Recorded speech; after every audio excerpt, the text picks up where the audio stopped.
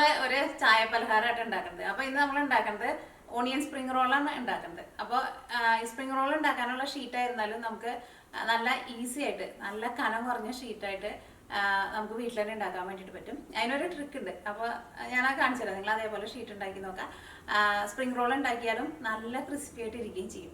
അല്ലെങ്കിൽ നിങ്ങൾക്ക് കടയിൽ നിന്ന് വാങ്ങുന്ന സ്പ്രിംഗ് റോളിൻ്റെ ഷീറ്റ് ഉണ്ടല്ലോ, അത് വെച്ചിട്ടും നിങ്ങൾക്ക് ഇതിലേക്ക് നമ്മൾ ഒരു എന്താ പറയുക, സാധാരണ നമ്മൾ വെക്കണ ഒരു ഫില്ലിംഗ് അല്ല വെക്കുന്നത്.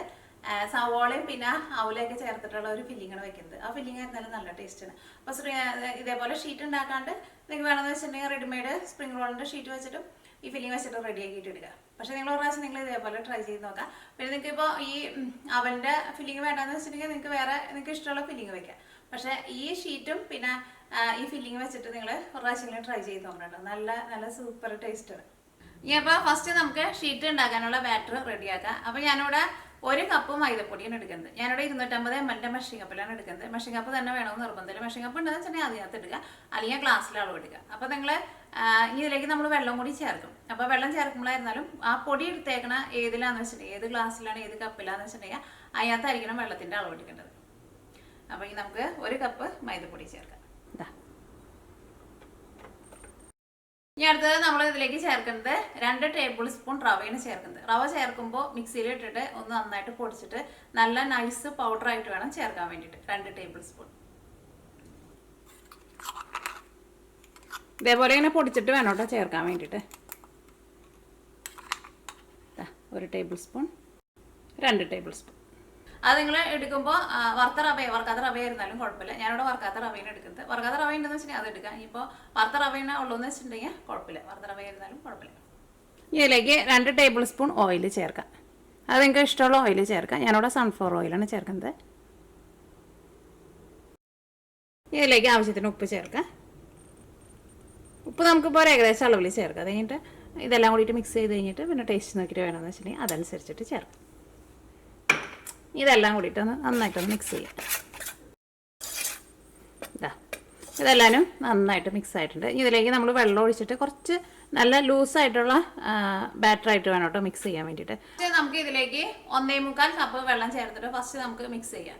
അത് കഴിഞ്ഞിട്ട് നമ്മളൊരു 10 മിനിറ്റ് റെസ്റ്റ് ചെയ്യാൻ വേണ്ടിയിട്ട് വെക്കും. കാരണം ഇതിലേക്ക് നമ്മൾ റവയും കൂടിയിട്ട് ചേർത്തിട്ടല്ലോ. അപ്പോൾ റവയൊന്ന് കുതിർന്ന് വരാൻ വേണ്ടിയിട്ട് ഒരു ഇച്ചിരി സമയം എടുക്കും. അപ്പോൾ ഫസ്റ്റ് 1.25 കപ്പ് വെള്ളം ചേർക്കുക. അത് കഴിഞ്ഞിട്ട് 10 മിനിറ്റ് റെസ്റ്റ് ചെയ്ത് കഴിഞ്ഞിട്ട് നമ്മൾ അത് ഒന്ന് ചെറുതായിട്ട് ഒന്നുകൂടി ഒന്ന് തിക്കായിട്ട് വരും. അപ്പോൾ അതനുസരിച്ചിട്ട് നമുക്ക് കുറച്ചും കൂടി വെള്ളം ചേർക്കേണ്ടി വരും. അപ്പോൾ ഒറ്റയടിക്ക് നിങ്ങൾ കുറേ വെള്ളം ചേർക്കേണ്ട. ഒറ്റയടിക്ക് 1.25 കപ്പ് വെള്ളം ചേർത്താൽ മതി. നമ്മൾ ആ പൊടി എടുത്തിരുന്ന കപ്പിൽ 1 കപ്പ് ഇതേപോലെ ഇങ്ങനെ നിറച്ചെടുക്കണ്ട കേട്ടോ. ഇനി നമുക്കൊരു അരിപ്പയിൽ വെച്ചിട്ട് ഒന്ന് അരിച്ചിട്ടെടുക്കാം. അപ്പോൾ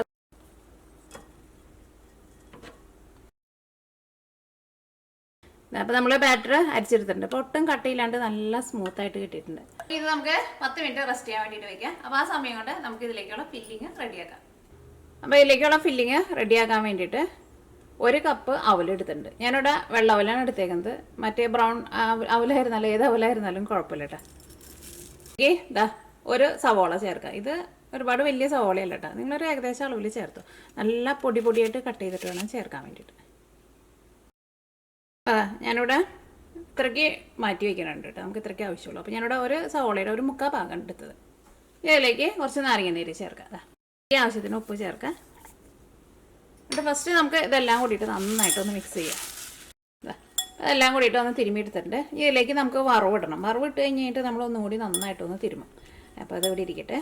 ഇനി നമുക്ക് ഇതിലേക്കുള്ള വറവ് റെഡിയാക്കാം.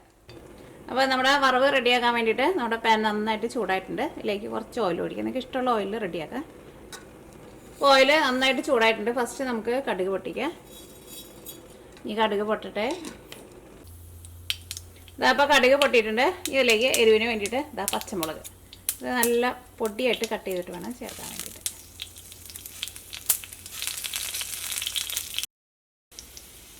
ഇതിലേക്ക് കുറച്ച് ചെറിയ ജീരകം ചേർക്കാം. ഞാനിവിടെ 1/4 ടീസ്പൂൺ ചേർക്കുന്നുണ്ട്. ഈ നന്നായിട്ട് കുറച്ച് വയ്ക്കാം. ചേർക്കുന്നത് ഇതാ ചെറുപയർ പരിപ്പാണ് ചേർക്കുന്നത്. ഇതുണ്ടെന്ന് വെച്ചിട്ടുണ്ടെങ്കിൽ ഇത് തന്നെ ചേർക്കുക. അല്ലെങ്കിൽ നിങ്ങൾക്ക് ഇതിന് പകരമായിട്ട് ഉഴുന്ന് വേണമെന്ന് വെച്ചിട്ടുണ്ടെങ്കിൽ ഉഴുന്ന് ചേർക്കുക. അല്ലെങ്കിൽ കടലപ്പരിപ്പുണ്ടല്ലോ അത് വേണമെന്ന് വെച്ചിട്ടുണ്ടെങ്കിൽ അത് ചേർക്കുക. ഇതിനകത്ത് കിടന്നിട്ട് ഓയിൽ കിടന്നിട്ട് നന്നായിട്ട് മുരിയണം. മുരിഞ്ഞ് നല്ലൊരു ഗോൾഡൻ കളർ ആവണം. അവിടെയായിരിക്കും നമ്മൾ ആ മസാലയുടെ കൂടെ ഇതാണ്ട് കടിക്കുമ്പോൾ നല്ല ടേസ്റ്റ് ഉണ്ടാവുക. നല്ല കറുമുറ ആവണം. അപ്പോൾ ഇത് മുരിഞ്ഞ് നല്ലൊരു ഗോൾഡൻ കളറായിട്ടുണ്ട്. തീ നന്നായിട്ട് കുറച്ച് വയ്ക്കുക. ഇതിലേക്ക് ഒരു സവോള നല്ല ചെറുതായിട്ട് കട്ട് ചെയ്തിട്ട് ചേർക്കാം. ഇതിലേക്ക് ഒരു 1/4 ടേബിൾ സ്പൂൺ മുളക് പൊടിയും കൂടിയിട്ട് ചേർക്കാം. അപ്പോൾ പച്ചമുളക് നിങ്ങൾ അതനുസരിച്ചിട്ട് ചേർക്കണം കേട്ടോ. നമ്മളവിടെ അവലിൻ്റെ മിക്സിങ് റെഡി ആക്കിയിട്ട് വെച്ചിട്ടില്ലേ, അതിലേക്ക് നമുക്കിത് ചേർക്കാം. ചൂടോട് കൂടിയിട്ട് തന്നെ ചേർക്കാം.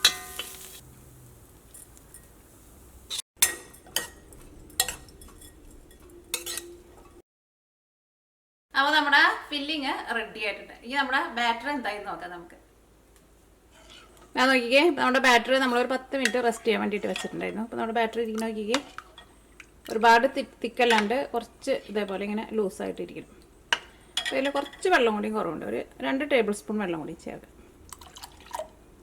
നമ്മുടെ ബാറ്റർ റെഡി ആയിട്ടുണ്ട്. ഇനി നമ്മൾ ഉപ്പ് നോക്കിയിട്ട് ഉപ്പ് വേണമെന്ന് വെച്ചിട്ടുണ്ടെങ്കിൽ അതനുസരിച്ചിട്ട് ഉപ്പ് ചേർത്ത് കൊടുക്കാം. ഇനി നമുക്ക് ഷീറ്റ് റെഡിയാക്കാം. അപ്പോൾ ഷീറ്റ് റെഡിയാക്കുമ്പോൾ പ്രത്യേകം ശ്രദ്ധിക്കുക, നമ്മുടെ പാന് ഒരുപാട് ഭയങ്കര ചൂടിലിരിക്കരുത് കേട്ടോ. ഒരു ചെറിയ ചൂട് മതി. കാരണം ചൂട് നന്നായിട്ട് ഇരുന്നിട്ടുണ്ടെന്ന് വെച്ചിട്ടുണ്ടെങ്കിൽ നമ്മൾ ആ ബാറ്റർ ഒഴിച്ച വഴിക്ക് തന്നെ അതങ്ങോട്ട് തിക്കായിട്ട് വരും. കാരണം ഈ ബാറ്റർ ഭയങ്കര വെള്ളം പോലെയല്ല ഇരിക്കുന്നത്.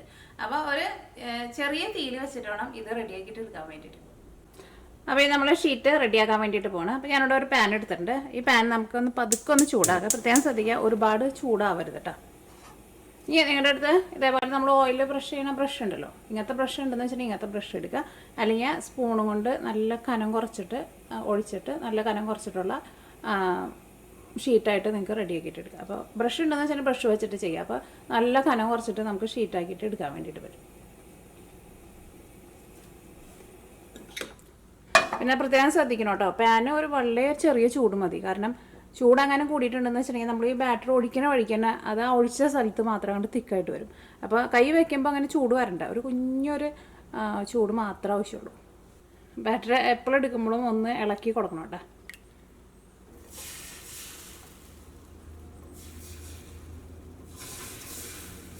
ഇതേപോലെ കുറച്ച് ബാറ്റർ ഒഴിച്ചിട്ട് നല്ല കനം കുറച്ചിട്ട് ഇതങ്ങനെ പരത്തുക.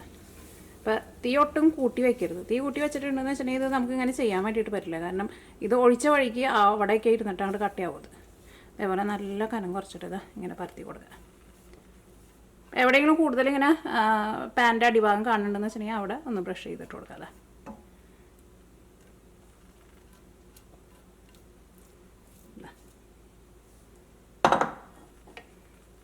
നമുക്ക് തീ പതുക്കെ ഒന്ന് കൊട്ടി വയ്ക്കാം. അപ്പോൾ ബ്രഷ് ഉണ്ടെന്ന് വെച്ചിട്ടുണ്ടെങ്കിൽ ഇതേപോലെ ബ്രഷ് ചെയ്തിട്ട് എടുക്കുക. അപ്പോൾ അത് കുറച്ചും കൂടി നല്ല കനം കുറച്ചിട്ട് കിട്ടുകയും ചെയ്യും. നമുക്ക് എടുക്കാനായിരുന്നാലും നല്ല എളുപ്പമായിരിക്കും. അല്ലെങ്കിൽ സ്പൂൺ കൊണ്ട് കോരി ഒഴിച്ചിട്ട് നല്ല കനം കുറച്ചിട്ട് പാൻ ചിറ്റിച്ചിട്ട് നല്ല കനം കുറച്ചിട്ട് എടുക്കില്ല, അങ്ങനെ എടുക്കുക. പക്ഷേ ഇങ്ങനെ എടുക്കാൻ തന്നെ എപ്പോഴും നല്ലത്.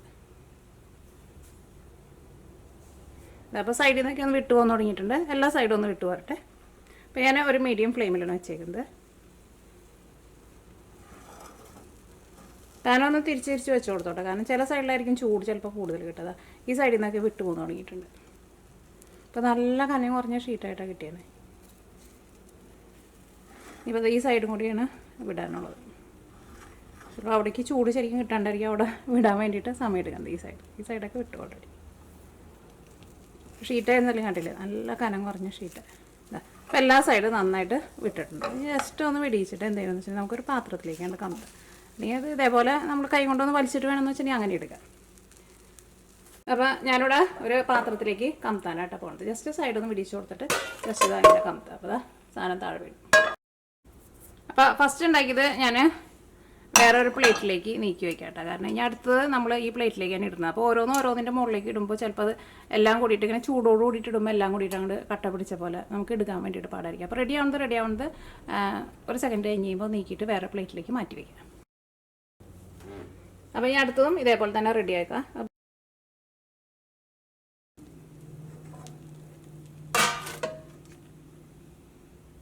അപ്പോൾ നമുക്ക് ബാക്കിയുള്ള ഷീറ്റ് എല്ലാനും ഇതേപോലെ തന്നെ റെഡിയാക്കിയിട്ട് എടുക്കാം. പിന്നെ ഉണ്ടല്ലോ, ഇത് ശരിക്കും എല്ലാ സൈഡും വിട്ടു പോകുന്നില്ല എന്ന് വെച്ചിട്ടുണ്ടെങ്കിൽ നമ്മൾ ഈ പാൻ എടുത്ത് കമത്തിയിട്ടുണ്ടെന്ന് വെച്ചിട്ടുണ്ടെങ്കിൽ വിട്ടു പോരില്ല കേട്ടോ.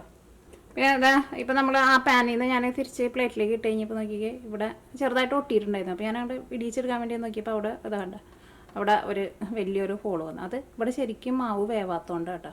അപ്പോൾ നിങ്ങൾ അതനുസരിച്ചിട്ട് പാനിൽ നിന്ന് എടുക്കാൻ വേണ്ടിയിട്ട് നോക്കണം കേട്ടോ. ലാസ്റ്റ് എത്തിയപ്പോൾ നമ്മുടെ ബാറ്റർ കുറച്ച് തിക്കായിട്ടുണ്ട്. അപ്പോൾ അങ്ങനെ തിക്കായിട്ടുണ്ടെന്ന് വെച്ചാൽ അതനുസരിച്ചിട്ട് വെള്ളം ചേർത്ത് കൊടുക്കണം കേട്ടോ.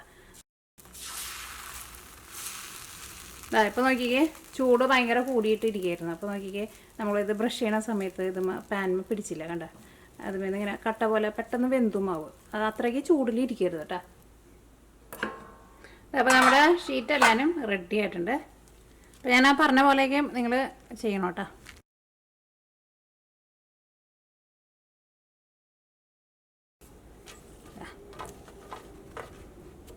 വെക്കണ പാത്രത്തിൻ്റെ അടിയിൽ ഒട്ടും വെള്ളം പാടില്ല കേട്ടോ. ഇതിലേക്ക് നമുക്ക് ഫില്ലിങ് വയ്ക്കാം. ഈ ഫില്ലിങ് ആണെങ്കിലും കഴിക്കാൻ വേണ്ടിയിട്ട് നല്ല നല്ല ടേസ്റ്റ് കേട്ടോ. ഇത് നമുക്ക് റോൾ ചെയ്യാം. ആ ഫില്ലിങ് വയ്ക്കുമ്പോൾ കുറച്ച് ഇറക്കിയിട്ട് വയ്ക്കാം. ഇങ്ങനെ നമ്മളിങ്ങനെ റോൾ ചെയ്യുമ്പോൾ അത് 2-3 പ്രാവശ്യം നമ്മളിങ്ങനെ റോൾ ചെയ്യില്ല. അതാണ് ഞാൻ പറഞ്ഞത്. നേരത്തെ നമ്മൾ ഉണ്ടാക്കുന്ന സമയത്ത് ചിലപ്പോൾ ചെറിയൊരു കുഞ്ഞൊരു ഹോളൊക്കെ ആയിട്ട് വരാമെന്ന് വെച്ചിട്ടുണ്ടെങ്കിൽ കുഴപ്പമില്ല. അത് ഈ സൈഡും ഇങ്ങനെ ഉള്ളിലേക്ക് ഫോൾഡ് ചെയ്യാം.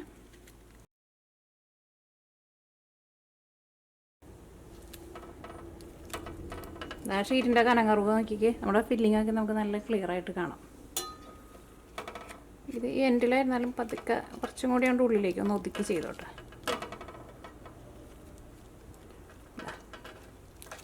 എൻഡിലെത്തി കഴിഞ്ഞ് കഴിയുമ്പോൾ ഒട്ടിച്ച് കൊടുക്കാൻ വേണ്ടിയിട്ട് നമ്മളിതിന് എടുത്തിരുന്ന ബാറ്റർ ഉണ്ടല്ലോ, അത് അടിയിലെത്തി കഴിയുമ്പോൾ കുറച്ച് തിക്കായിട്ടുണ്ട്. അതിന് വെള്ളം പോലെ ഇരിക്കണമെന്ന് വെച്ചിട്ടുണ്ടെങ്കിൽ ഇച്ചിരി മൈദപ്പൊടി ഇട്ടിട്ട് ഒന്ന് ടൈറ്റാക്കിയിട്ട് എടുത്തു ഒന്ന് സൈഡ് അവിടെ ഒട്ടിയിരുന്നോളൂ.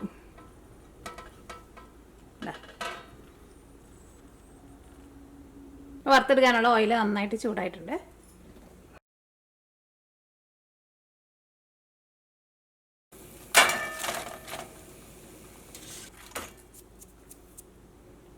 അപ്പോൾ നമ്മുടെ സ്പ്രിംഗ് റോള് റെഡി ആയിട്ടുണ്ട്. നല്ല ക്രിസ്പി ആയിട്ടിരിക്കുന്നത്.